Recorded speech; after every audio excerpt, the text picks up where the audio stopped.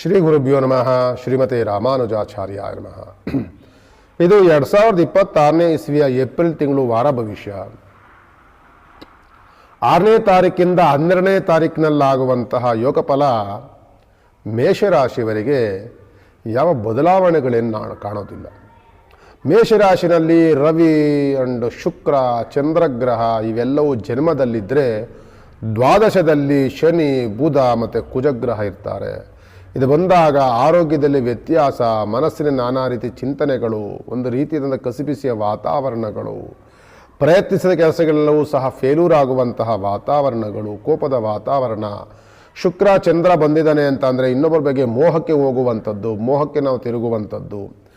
ಯುವಕರು ಯುವತಿಯರು ಉತ್ತಮವಾದಂತಹ ವಯಸ್ಕರಿಗೆ ಹೇಳ್ತೀನಿ, ಇನ್ನೊಬ್ಬರ ಮೇಲೆ ಅಟ್ರಾಕ್ಟ್ ಆಗುವಂಥದ್ದು. ನಾನೇನೋ ಲವ್ ಮ್ಯಾರೇಜ್ ಮಾಡ್ಕೊಳ್ತೀನಿ, ಇನ್ನೊಬ್ಬರ ಬಗ್ಗೆ ಮೋಹಕ್ಕೆ ಹೋಗ್ತೀನಿ, ಅವ್ರ ಬಗ್ಗೆ ಮಾತನಾಡ್ತೀನಿ ಅಂತಂದರೆ ತುಂಬ ಅವಘಡಗಳನ್ನು ಮಾಡ್ಕೊಳ್ತೀರಿ.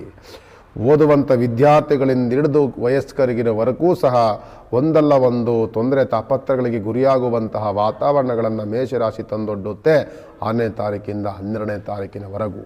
ಅದಕ್ಕೆ ನಮ್ಮ ಚಿಂತನೆ ಕರೆಕ್ಟಾಗಿರಬೇಕು, ಆಲೋಚನೆ ಚೆನ್ನಾಗಿರಬೇಕು, ಇನ್ನೊಬ್ಬರ ಬಗ್ಗೆ ಮೋಹಕ್ಕೆ ಹೋಗಬಾರ್ದು, ಇನ್ನೊಬ್ಬರ ಬಗ್ಗೆ ಅವಹೇಳನವಾಗಿ ಚಿಂತನೆಯನ್ನು ಮಾಡಬಾರ್ದು, ಕೆಟ್ಟ ಆಲೋಚನೆಗಳನ್ನು ಮಾಡಬಾರ್ದು ಅಂತ ನಾವು ಕಿವಿ ಮಾತನ್ನು ಹೇಳ್ತಾ, ಈ ವಾರ ಮೇಷರಾಶಿಯವರಿಗೆ ಅಂಥ ಯಾವುದೂ ಅನುಕೂಲಗಳನ್ನು ನೋಡುವಂತಹ ವಾತಾವರಣವನ್ನು ಇಲ್ಲ ಹೊರತು ಕಷ್ಟ ಸಮಸ್ಯೆ ಗೊಂದಲ ಅವಮಾನವನ್ನು ತಂದುಕೊಡೋದಕ್ಕೋಸ್ಕರವಾಗಿಯೇ ಕಾಯ್ತಾ ಇರುತ್ತೆ. ನಿಮ್ಮ ಚಿಂತನೆ, ನಿಮ್ಮ ಯೋಚನೆ, ನೀವು ಮಾಡುವಂಥ ನಿರ್ಧಾರದ ಮೇಲೆ ಅದು ಪರಿಣಾಮವನ್ನು ಬೀರುತ್ತೆ. ಇದಕ್ಕೇನು ಮಾಡಬೇಕು ಗುರುಗಳೇ ಅಂತ ಅಂದಾಗ, ತಟಸ್ಥ ಸ್ವಭಾವಗಳನ್ನು ಇಟ್ಕೊಳ್ಬೇಕು, ಆದಷ್ಟು ಸಹ ಒಳ್ಳೆಯದನ್ನು ಯೋಚನೆ ಮಾಡಬೇಕು, ಇನ್ನೊಬ್ಬರಿಗೆ ಮೋಹಕ್ಕೆ ನಾವು ಗುರಿಯಾಗಬಾರ್ದು ಅಂತ ಹೇಳ್ತಾ, ರಾಷ್ಟ್ರಾಧಿಪತಿ ಬಂದು ಕುಜಗ್ರಹ, ದೋಷದಲ್ಲಿರುವಂಥವನು ಶುಕ್ರ ಚಂದ್ರ ಮತ್ತು ರವಿ ಇರ್ತಾರೆ. ಆದ್ದರಿಂದ ನೀವೇನು ಮಾಡಬೇಕು ಅಂತ ಅಂದರೆ, ಕೀರ್ತಿ ಭಂಗವನ್ನು ಮಾಡುವಂಥ ಸಾಧ್ಯತೆಗಳು ಜಾಸ್ತಿ ಇರೋದ್ರಿಂದ ಕೀರ್ತಿ ಅಭಿವೃದ್ಧಿ ಆಗಬೇಕು ಅಂದರೆ ಶಿವನ ಪ್ರಾರ್ಥನೆ ಮತ್ತು ಸುಬ್ರಹ್ಮಣ್ಯ ಪ್ರಾರ್ಥನೆಗಳನ್ನು ಮಾಡ್ಕೊಳ್ಳಿ. ಬೇರೆ ಬೇರೆ ಚಿಂತನೆಗಳನ್ನು, ಬೇರೆ ಬೇರೆ ನೆಗೆಟಿವ್ ಯೋಚನೆಗಳನ್ನು ಖಂಡಿತವಾಗಿ ನೀವು ಮಾಡಬೇಡಿ. ಮತ್ತು ವೃಷಭ ರಾಶಿಯವರಿಗೆ ನೋಡಿ, ಹಣಕಾಸಿನ ಅನುಕೂಲ ಚೆನ್ನಾಗಿದೆ, ವ್ಯವಹಾರದಲ್ಲಿ ಪ್ರಗತಿ ಚೆನ್ನಾಗಿದೆ, ಕೈ ಹಾಕಿದ ಕೆಲಸಗಳಲ್ಲಿ ಉತ್ತಮವಾದಂಥ ಯೋಚನಾ ಶಕ್ತಿ ತುಂಬ ಚೆನ್ನಾಗಿದೆ, ಬಿಸ್ನೆಸ್ ಚೆನ್ನಾಗಿ ಲಾಭ ನಡ್ಕೊಂಡು ಹೋಗ್ತಿರ್ತದೆ, ಓದುವಂಥ ಮಕ್ಕಳಿಗೆ ಉತ್ತಮವಾದಂಥ ನೆನಪಿನ ಶಕ್ತಿ ಇರುತ್ತೆ. ಈಗ ರಜೆ ಇರೋದ್ರಿಂದ ಆಟ ಪಾಠಗಳಿಗೆ ಜಾಸ್ತಿ ಹೋಗ್ತಿರ್ತಾರೆ. ಇವೆಲ್ಲವೂ ಚೆನ್ನಾಗಿದೆ. ಏನಂತಹ ಕಸಿಬಿಸಿ ಆಗಲಿ, ತೊಂದರೆಗಳಾಗಲಿ, ನೆಗೆಟಿವ್ಸ್ ಪ್ರಾಬ್ಲಮ್ ಯಾರು ವೃಷಭ ರಾಶಿಯವರಿಗೆ ಖಂಡಿತವಾಗಿ ಯಾವುದೂ ಸಹ ನಿಮಗೆ ಈ ವಾರದಲ್ಲಿ ಯಾವುದೂ ಸಹ ಇರೋದಿಲ್ಲ. ಹಣಕಾಸಿನ ಅನುಕೂಲ, ಆದರೆ ಹಣಕಾಸಿನ ದುಂದು ವೆಚ್ಚ ಅಂತ ಹೇಳುತ್ತೆ. ಹಣಕಾಸಿನ ಕೆಲಸಕ್ಕೆ ಬಾರ್ದಲೇ ಇರುವಂಥ ಖರ್ಚು ವೆಚ್ಚಗಳನ್ನು, ದುಂದು ವೆಚ್ಚಗಳನ್ನು ಮಾಡಬೇಡಿ. ಊಟದಲ್ಲಿ ತುಂಬ ನಿಮಗೆ ಈ ವಾರದಲ್ಲಿ ಊಟದ ಅದೃಷ್ಟದ ದಿನಗಳಿದೆ. ರುಚಿಕರವಾದಂಥ ಊಟಗಳನ್ನು ಮಾಡ್ತಿರ್ತೀವಿ, ಒಳ್ಳೊಳ್ಳೆ ಹೋಟೆಲ್ಗಳಿಗೆ ಹೋಗ್ತೀರಿ, ತುಂಬ ಊಟವನ್ನು ಸವಿಯುವಂತಹ ವಾರವಾಗಿ ನಿಮಗೆ ಈ ವಾರದಲ್ಲಿರುತ್ತೆ. ಮತ್ತು ಪ್ರಯಾಣವನ್ನು ಮಾಡುವಂತಹ ಯೋಗಫಲವೂ ಸಹ ನಿಮಗೆ ಈ ವಾರದಲ್ಲಿ ಇರುತ್ತೆ. ಮತ್ತು ಯಾವುದೂ ತೊಂದರೆ ತಾಪತ್ರೆಗಳು ಹಾಗೆ ನೆಗೆಟಿವ್ಸ್ ಪ್ರಾಬ್ಲಮ್ ಆಗುವಂತಹ ವಾತಾವರಣಗಳು ಖಂಡಿತವಾಗಿ ವೃಷಭ ರಾಶಿಯವರಿಗೆ ಅಂಥದ್ದೇನೂ ಇಲ್ಲ. ಆದರೆ ಒಂದು ಎಚ್ಚರಿಕೆ, ಪ್ರಯಾಣದಲ್ಲಿ ಎಚ್ಚರಿಕೆ ಅದೊಂದು ಇಟ್ಕೊಳ್ಳಿ. ನಿಮ್ಮ ರಾಷ್ಟ್ರಾಧಿಪತಿ ಬಂದು ಶುಕ್ರ ಗ್ರಹನಾಗಿರ್ತಾರೆ. ಯೋಗದಲ್ಲಿರುವಂಥವರು ಶುಕ್ರ ಗ್ರಹ ಶನಿ ಗ್ರಹನೇ.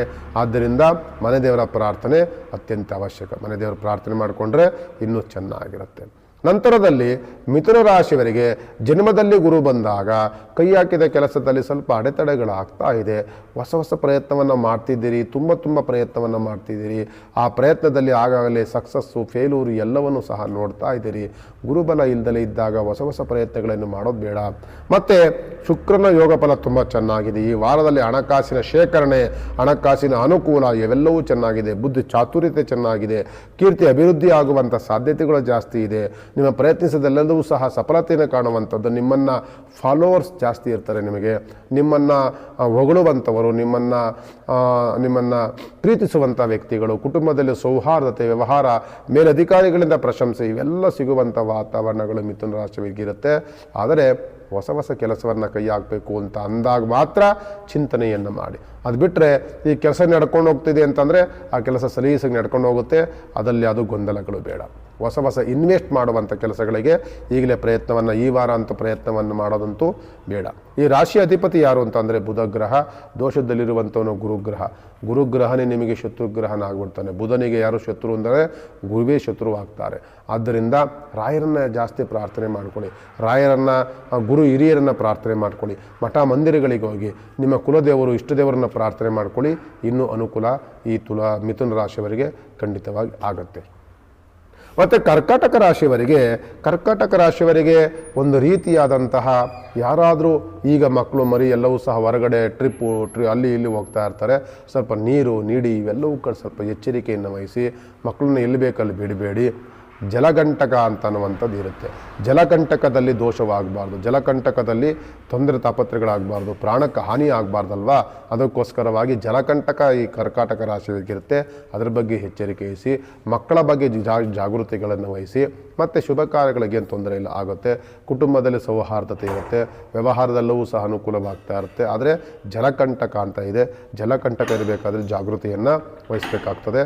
ಅದಕ್ಕೇನು ಮಾಡಬೇಕು ಅಂದರೆ ಶಿವನ ಪ್ರಾರ್ಥನೆ, ಶಿವನ ಉಪಾಸನೆ ಇದೆಲ್ಲವೂ ಸಹ ನೀವು ಮಾಡ್ತಾ ಇರಬೇಕು. ಅದರಿಂದ ಸ್ವಲ್ಪ ಮಕ್ಕಳು ಮರಿ ಕರ್ಕೊಂಡು ಹೋಗಿದ್ದಾಗ, ಹೊರಗಡೆ ಹೋಗಿದ್ದೀರಿ, ಟ್ರಿಪ್ಗೆ ಹೋಗಿದ್ದೀರಿ, ಊರ ಕಡೆ ಹೋಗಿದ್ದೀರಿ, ನಿಮ್ಮ ಗ್ರಾಮಗಳಿಗೆ ಹೋಗಿದ್ದೀರಿ ಅಂತಂದರೆ ಸ್ವಲ್ಪ ಮಕ್ಕಳ ಬಗ್ಗೆ ಕೇರ್ ತಗೊಳ್ಳಿ ಅಂತ ಈ ಸಂದರ್ಭದಲ್ಲಿ ಕರ್ಕಾಟಕ ರಾಶಿಯವರಿಗೆ ಹೇಳ್ಬೋದು. ಇನ್ನು ಸಿಂಹ ರಾಶಿಯವರಿಗೆ ಆರೋಗ್ಯದಲ್ಲಿ ವ್ಯತ್ಯಾಸ ಆಗಾಗಲೇ ಆಗ್ತಾ ಇದೆ. ಅಪನಿಂದನೆಗಳಾಗುತ್ತೆ, ಅಪರಾಧಗಳು ಬರುತ್ತೆ. ನಿಮ್ಮ ಬಗ್ಗೆ ಸುಮ್ಮನೆ ಅವಹೇಳನವಾಗಿ ಹೊಟ್ಟೆ ಉರಿ ಪಡುವಂಥ ಜನಗಳು ಜಾಸ್ತಿ ಇದ್ದಾರೆ. ಮತ್ತು ನಿಮಗೆ ಕೋಪ ಜಾಸ್ತಿ ಬರ್ತಾ ಇದೆ. ಆ ರೀತಿಯಾದಂಥ ವಾತಾವರಣ, ಇನ್ನೊಬ್ಬರ ಬಗ್ಗೆ ಜಗಳ ವಾತಾವರಣಗಳಾಗ್ಬೋದು, ಮತ್ತು ಅದು ಬೇರೆ ಬೇರೆ ದ್ವೇಷಗಳುಟ್ಟುವಂತಹ ವಾತಾವರಣಗಳಾಗ್ಬೋದು, ಅದು ಸಾಧ್ಯತೆಗಳಿರುತ್ತೆ. ಎಚ್ಚರಿಕೆಯನ್ನು ವಹಿಸಿ. ಮೂರನೇ ವ್ಯಕ್ತಿಗಳು ಏನೇ ನಿಮಗೆ ಕಿವಿಯಲ್ಲಿ ಹೇಳಿದ್ರು ಸಹ ಅದ್ರ ಬಗ್ಗೆ ಗಮನವನ್ನು ಹರಿಸಬಾರ್ದು. ಮೂರನೇ ವ್ಯಕ್ತಿಗಳಿಂದ ನಿಮ್ಮ ಕುಟುಂಬದಲ್ಲಿ ಕಲಹ, ನಿಮ್ಮ ವ್ಯವಹಾರದಲ್ಲಿ ಕಲಹ, ತೊಂದರೆ ತಾಪತ್ರಗಳಾಗುವಂಥ ಸಾಧ್ಯತೆಗಳು ಮೂರನೇ ವ್ಯಕ್ತಿಯಿಂದ ಆಗುತ್ತೆ. ಮೂರನೇ ವ್ಯಕ್ತಿಗಳ ಮಾತುಗಳನ್ನು ಕೇಳಬಾರ್ದು. ನಾನು ಡೈರೆಕ್ಟಾಗಿ ಕೇಳಿಸ್ಕೊಂಡಿದ್ದೀನಾ, ನನಗೆ ವಾಸ್ತವವಾಗಿ ನನಗೆ ಗೊತ್ತಾಗಿದೆಯಾ, ಅವು ಮಾತ್ರ ನಾನು ಆನ್ಸರ್ ಮಾಡಬೇಕೇ ಹೊರತು ಅವ್ರು ಹಂಗಂದ್ರಂತೆ, ಇವ್ರು ಹಿಂಗಂದ್ರಂತೆ, ಅವರಂತೆ ಇಂತೆ ಕಂತೆ ಪಂತೆ ಇವೆಲ್ಲದಕ್ಕೂ ಸಹ ನೀವು ಮೂಗು ತೋರಿಸ್ಕೊಂಡು ಅವ್ರ ಬಗ್ಗೆ ನಾವೇನಾದ್ರು ಪ್ರಶ್ನೆ ಕೇಳೋಕೆ ಹೋದಾಗ ಅವ್ರ ಮೇಲೆ ದ್ವೇಷವನ್ನು ಉಡ್ಸ್ಕೊಳ್ಳೋಕೆ ಹೋದರೆ ಅದು ಖಂಡಿತವಾಗಿ ಆಗಿರೋದಿಲ್ಲ, ಅದು ಸುಳ್ಳಾಗಿರುತ್ತೆ. ನಿಮ್ಮ ಬಗ್ಗೆ ಮೂರನೇ ವ್ಯಕ್ತಿ ತಂದಿಟ್ಟು ತಮಾಷೆ ನೋಡುವಂಥ ವಾತಾವರಣಗಳನ್ನು ಮಾಡ್ತಿರ್ತಾನೆ. ಅದಕ್ಕೆ ನೀವು ಕಿವಿಗೊಡಬೇಡಿ. ಜೊತೆಯಲ್ಲಿ ಪ್ರಯಾಣದ ಬಗ್ಗೆ ಸ್ವಲ್ಪ ಎಚ್ಚರಿಕೆಯನ್ನು ವಹಿಸಿ. ಮತ್ತು ಕೋಪ, ಶತ್ರುಗಳ ಬಗ್ಗೆ ಸ್ವಲ್ಪ ಹಿತಶತ್ರುಗಳ ಬಗ್ಗೆ ಸ್ವಲ್ಪ ಗಮನವನ್ನು ಹರಿಸ್ಕೊಳ್ಳಿ ಅಂತ ಸಿಂಹರಾಶಿಯವರಿಗೆ ಹೇಳ್ಬೋದು. ಸಿಂಹರಾಶಿ ಅಧಿಪತಿ ಬಂದು ನಿಮಗೆ ರವಿ, ಆದರೆ ದೋಷದಲ್ಲಿರುವಂಥವನು ಶನಿ. ಹನುಮಂತನ ಪ್ರಾರ್ಥನೆ, ದುರ್ಗಾ ಪರಮೇಶ್ವರಿ, ಚಾಮುಂಡಿ ಬೆಟ್ಟಕ್ಕೆ ಹೋಗಿ ಬನ್ನಿ. ಈ ವಾರ ಹೆಂಗಿರೋ ಟ್ರಿಪ್ ಹೋಗ್ಬೇಕಂತ ಏನಾದ್ರು ಪ್ಲಾನ್ ಮಾಡಿದರೆ ಚಾಮುಂಡಿಗೆ ಹೋಗಿ ನಮಸ್ಕಾರ ಮಾಡ್ಕೊಂಬನ್ನಿ, ಅನುಕೂಲವಾಗುತ್ತೆ. ನಂತರದಲ್ಲಿ ಕನ್ಯಾ ರಾಶಿಗೆ ಏನು ತೊಂದರೆ ಇಲ್ಲ. ಕನ್ಯಾ ರಾಶಿಗೆ ಯೋಗ ಫಲ ಚೆನ್ನಾಗಿದೆ. ಕನ್ಯಾ ರಾಶಿಗೆ ಉತ್ತಮವಾದಂತಹ ಮನಸ್ಥಿತಿ ಇದೆ. ಮನೆಯಲ್ಲಿ ಶುಭ ಕಾರ್ಯಗಳ ಚಿಂತನೆ ಇದೆ. ಮನೆಯಲ್ಲಿ ಸಂತಸ ಸಂಭ್ರಮದಲ್ಲಿರ್ತೀರಿ. ಇದೆಲ್ಲವೂ ಚೆನ್ನಾಗಿದೆ. ಈ ವಾರ ಅಂತೂ 6ನೇ ತಾರೀಕಿಂದ 12ನೇ ತಾರೀಕಿನ ತನಕನೂ ಸಹ ಏಪ್ರಿಲ್ ತಿಂಗಳಲ್ಲಿ ಕನ್ಯಾ ರಾಶಿಯವರಿಗೆ ಒಂದು ರೀತಿಯಾದಂತಹ ಉತ್ತಮವಾದಂಥ ಖುಷಿ ಸಂಭ್ರಮದಲ್ಲಿರುವಂತಹ ವಾರವೇ ಆಗಿರುತ್ತೆ ಹೊರತು ತೊಂದರೆ ತಾಪತ್ರೆಗಳಿರೋದಿಲ್ಲ. ಆದ್ದರಿಂದ ಈ ರಾಶಿಯವರ ಅಧಿಪತಿಯಾದಂಥವನು ಬುಧ ಗ್ರಹ. ಮಹಾವಿಷ್ಣು ಪ್ರಾರ್ಥನೆಗಳನ್ನು ಮಾಡ್ಕೊಳ್ಳಿ, ಇನ್ನೂ ಅನುಕೂಲಕರವಾಗುತ್ತೆ. ಮತ್ತು ತುಲಾರಾಶಿ ಬಿಡಿ, ಈ ವಾರದಲ್ಲಂತೂ ಈ ವಾರದಿಂದಲೇ ನಿಮಗೆ ಆರಂಭ, ಅದೃಷ್ಟದ ವಾರ ಈಗಲೇ ಪ್ರಾರಂಭವಾಗುತ್ತೆ. 6ನೇ ತಾರೀಕಿಂದ 12ನೇ ತಾರೀಕಿನ ತನಕನೂ ಸಹ ನಿಮ್ಮ ಹಣಕಾಸಿನ ಅನುಕೂಲ ತುಂಬ ಚೆನ್ನಾಗಿದೆ. ವ್ಯವಹಾರ ಪ್ರಗತಿ ಚೆನ್ನಾಗಿದೆ. ಕೋರ್ಟು ಕಚೇರಿಗಳಲ್ಲಿ ಜಯದ ವಾತಾವರಣಗಳಿದೆ. ಮತ್ತು ನಿಮಗೆ ಯಾವುದಾದ್ರೂ ಸರ್ಕಾರಿ ಕೆಲಸಗಳಲ್ಲಿ ಯಾವ್ದಾದ್ರು ಬಡ್ತಿ ಸಿಗಬೇಕು, ಅಲ್ಲದ ಪ್ರಯತ್ನವನ್ನು ಮಾಡ್ತಿದ್ದೀರಿ ಅಂತಂದರೆ ಅದೆಲ್ಲ ಅನುಕೂಲವಾಗಿದೆ. ಕುಟುಂಬದಲ್ಲಿ ಸೌಖ್ಯವಾಗಿದೆ. ಉತ್ತಮವಾದಂಥ ರುಚಿಕರವಾದಂಥ ಭೋಜನದ ವಾರ ನಿಮಗಾಗಿರುತ್ತೆ. ಹೊರಗಡೆ ಹಬ್ಬ ಹರಿದಿನಗಳಲ್ಲಿ ಮತ್ತು ಇನ್ನೊಬ್ಬರ ಸ್ನೇಹಿತರು ಬಂಧುಗಳ ಮನೆಗಳಿಗೆ ಹೋಗುವಂಥ ವಾತಾವರಣಗಳು ಈ ವಾರ ನಿಮಗೆ ಕೂಡಿರುತ್ತೆ. ನೀವು ಈ ವಾರ ಒಂದು ರೀತಿಯಾದಂತಹ ಭೋಜನದ ಪ್ರಿಯಕರವಾದಂತಹ ವಾರ ಅಂತ ಹೇಳಿದ್ರೆ ತಪ್ಪಾಗೋದಿಲ್ಲ. ರಾಷ್ಟ್ರಾಧಿಪತಿ ಬಂದು ನಿಮಗೆ ಶುಕ್ರನಾಗಿರ್ತಾನೆ. ಶುಕ್ರ ಅಂದರೆ ಹಣಕಾಸಿನ ಅನುಕೂಲವೂ ಇದೆ, ಭೋಜನದ ಅನುಕೂಲವೂ ಈ ವಾರ ನಿಮಗೆ ತುಂಬ ಚೆನ್ನಾಗಿದೆ. ಶುಕ್ರನ ಪ್ರಾರ್ಥನೆ ಮಾಡಿಕೊಂಡ್ರೆ ಇನ್ನೂ ಚೆನ್ನಾಗಿರುತ್ತೆ. ನಂತರದಲ್ಲಿ ವೃಶ್ಚಿಕ ರಾಶಿಯವರಿಗೆ ಈ ವಾರ ಸ್ವಲ್ಪ ಅಡೆತಡೆಗಳಿಂದ ಇರುತ್ತೆ. ಸ್ವಲ್ಪ ಯೋಚನೆ ಮಾಡಿ, ಹೊಸ ಕೆಲಸಗಳಿಗೆ ಹೋಗ್ಬೇಕಾದ್ರೆ ಸ್ವಲ್ಪ ಸ್ಥಗಿತ ಇರಲಿ. ಈಗಲೇ ಈ ವಾರನೇ ಬೇಡ, ಇನ್ನು ಮುಂದಿನ ದಿನಗಳಲ್ಲಿ ಅಂಥ ದಿನಗಳು ಕೂಡಿ ಬರುತ್ತೆ. ಮತ್ತು ಮಾಡುವಂಥ ಕೆಲಸದಲ್ಲಿ ಸ್ವಲ್ಪ ಗಮನವಿಟ್ಟ ವ್ಯವಹಾರಗಳನ್ನು ಮಾಡಿ. ಮತ್ತು ಕೈ ಹಾಕಬೇಕಾದ ಕೆಲಸಗಳು ನಾನು ಆಗಲೇ ಹೇಳಿದೆ, ಹೊಸ ಹೊಸ ಕೆಲಸಗಳಿಗೆ ಈಗಲೇ ಬೇಡ, ಇನ್ನೂ ಟೈಮ್ ಇದೆ, ಟೈಮ್ ಅದು ಬರುತ್ತೆ, ಆ ಟೈಮ್ ಬಂದಾಗಲೇ ಮಾಡಿ. ಈಗ ಏನು ನಡ್ಕೊಂಡು ಹೋಗ್ತದೆ ಆ ಕೆಲಸ ಕಾರ್ಯಗಳು ನಡ್ಕೊಂಡು ಹೋಗ್ತಾ ಇರಲಿ. ಕುಟುಂಬದಲ್ಲಿ ಒಂದು ರೀತಿಯಾದಂತಹ ಸಮಾಧಾನಕರವಾದಂಥ ಮಾತುಗಳನ್ನಾಡಿ ಮಾಡದೆ ಮಕ್ಕಳ ಜೊತೆಯಲ್ಲಿ ಪ್ರೀತಿ ವಾತ್ಸಲ್ಯದಲ್ಲಿ ಮಾತನಾಡಿ, ಮತ್ತು ಹೊರಗಡೆ ಪ್ರಯಾಣವನ್ನು ಮಾಡಬೇಕು ಅಂತಂದರೆ ಖಂಡಿತವಾಗಿ ಪ್ರಯಾಣವನ್ನು ಮಾಡಿ ದೇವರು ದಿಂಡ್ರು ಪೂಜೆ ಪುನಸ್ಕಾರಾದಿಗಳಿಗೆ ಗಮನವನ್ನು ಹರಿಸ್ತೀರಿ, ಅದ್ರ ಬಗ್ಗೆ ಗಮನವನ್ನು ಹರಿಸಿ. ಮತ್ತು ವಸ್ತ್ರದ ಪ್ರಾಪ್ತಿ ಅಂತ ಈ ವಾರದಲ್ಲಿದೆ. ನಿಮಗೆ ಏನಾದರೂ ಹೊಸ ಹೊಸ ಬಟ್ಟೆಗಳನ್ನು ಖರೀದಿ ಮಾಡ್ಬೋದು, ಹೊಸ ಹೊಸ ವಸ್ತುಗಳನ್ನೇನಾದರೂ ಖರೀದಿ ಮಾಡ್ಬೋದು ಅಂಥ ಯೋಗ ಫಲ ತೋರಿಸುವಂಥದ್ದು. ಜೊತೆಯಲ್ಲಿ ಈ ವಾರ ನಿಮ್ಮ ರಾಶ್ಯಾಧಿಪತಿ ಬಂದು ಕುಜಗ್ರಹನಾಗಿರ್ತಾನೆ. ಸುಬ್ರಹ್ಮಣ್ಯ ಸ್ವಾಮಿ ಪ್ರಾರ್ಥನೆ ಮಾಡ್ಕೊಳ್ಳಿ, ಮತ್ತು ಮನೆದೇವ್ರಿಗೆ ಹೋಗುವಂಥ ಪ್ರಾರ್ಥನೆ ಮಾಡ್ಕೊಳ್ಳಿ, ಇನ್ನೂ ಅನುಕೂಲವಾಗುತ್ತೆ. ಇನ್ನು ಧನುಸ್ಸು ರಾಶಿಯವರಿಗೆ ಓದುವಂಥ ಮಕ್ಕಳು ಸ್ವಲ್ಪ ಭಾಳ ಫ್ರೀ ಆಗಿರ್ತಾರೆ. ಈಗ ಮೈಂಡೆಲ್ಲವೂ ಸಹ ಭಾಳ ಫ್ರೀ ಆಗಿದೆ. ಮತ್ತು ಕಲಾವಿದರಾಗಿರ್ಬೋದು, ಯಾವುದೇ ಒಂದು ರಾಜಕೀಯ ವ್ಯಕ್ತಿಗಳಾಗಿರ್ಬೋದು, ಇವರಿಗೆಲ್ಲೂ ಸಹ ಲಾಭವನ್ನು ನೋಡುವಂತಹ ವಾರ 6ನೇ ತಾರೀಕಿಂದ 12ನೇ ತಾರೀಕು ಏಪ್ರಿಲ್ ತಿಂಗಳಲ್ಲಾಗಿರುತ್ತೆ. ಮತ್ತು ಒಂದು ರೀತಿಯಿಂದ ನಿರಾಳತೆಯಿಂದ ಸ್ವಲ್ಪ ರೆಸ್ಟ್ ಮಾಡುವಂತಹ ವಾತಾವರಣಗಳನ್ನು ಇದೆಲ್ಲವೂ ಸಹ ನಿಮಗಿರುತ್ತೆ. ನಿಮಗೂ ಸಹ ಭೋಜನದ ವಾತಾವರಣಗಳು ತುಂಬ ಚೆನ್ನಾಗಿದೆ, ಪ್ರಯಾಣದ ವಾತಾವರಣಗಳು ಚೆನ್ನಾಗಿದೆ. ಮತ್ತು ಜೊತೆಯಲ್ಲಿ ನಿಮ್ಮನಿಗೆ ಅಸೂಯೆ ಪಡುವಂಥವರು, ನಿಮ್ಮ ಬಗ್ಗೆ ಅವಹೇಳನವಾಗಿ ಮಾತನಾಡುವಂಥವರು, ಹೊಟ್ಟೆವರಿ ಪಡುವಂಥವರು, ಆಗಾಗಲೇ ಕಾಲೆಳೆಯುವಂಥವರು ಇಂಥವ್ರು ಸಹ ಇರ್ತಾರೆ. ಅದಕ್ಕೆ ತದ್ವಿರುದ್ಧವಾದಂಥ ಮಾತುಗಳನ್ನ ಆಡೋದು ಬೇಡ.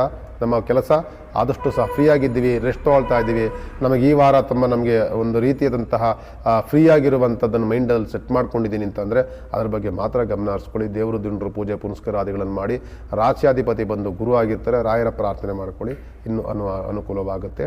ಧನುಸ್ಸು ರಾಶಿಯವರು. ಮಕರ ರಾಶಿಯವರಂತೂ ಕಷ್ಟಗಳೆಲ್ಲವೂ ಸಹ ವಿಮುಕ್ತವಾಗ್ತಾ ಇದೆ.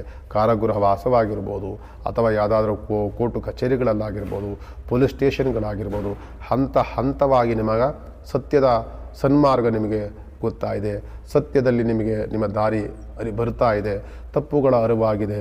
ಮತ್ತು ನಿಮ್ಮ ಬಗ್ಗೆ ಎಲ್ಲ ನ್ಯಾಯಾಲಯ ಎಲ್ಲವೂ ಸಹ ನಿಮ್ಮ ಪರವಾಗಿ ಈಗ ಹೋಗ್ತಾ ಇದೆ. ದಿನದಿನವೇ ಕಳಿತಾ ನಿಮಗೆ ಕಷ್ಟಗಳೆಲ್ಲವೂ ಸಹ ದೂರವಾಗುತ್ತೆ. ಯೋಗ ಫಲ ಚೆನ್ನಾಗಿದೆ.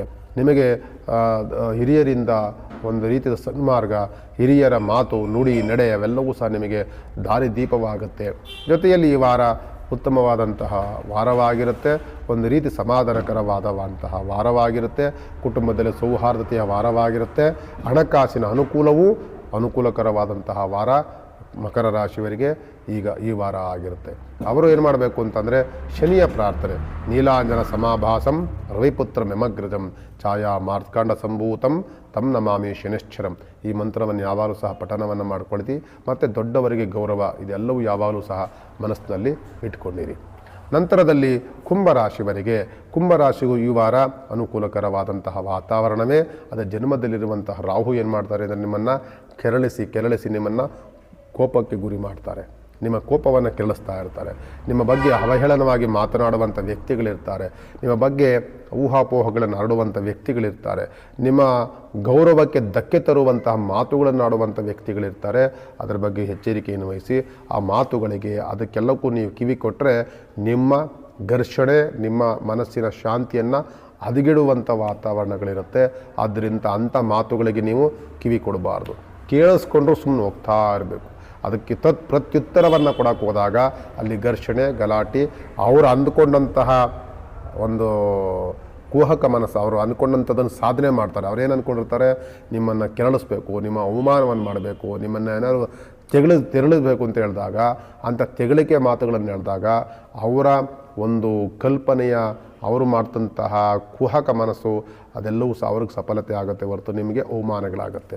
ಆದ್ದರಿಂದ ಅಂಥ ಅವಮಾನಗಳು ಏನೇ 1000 ಬಂದರೂ ಸಹ ಅದಕ್ಕೆ ತಲೆ ಕೊಡಬಾರ್ದು.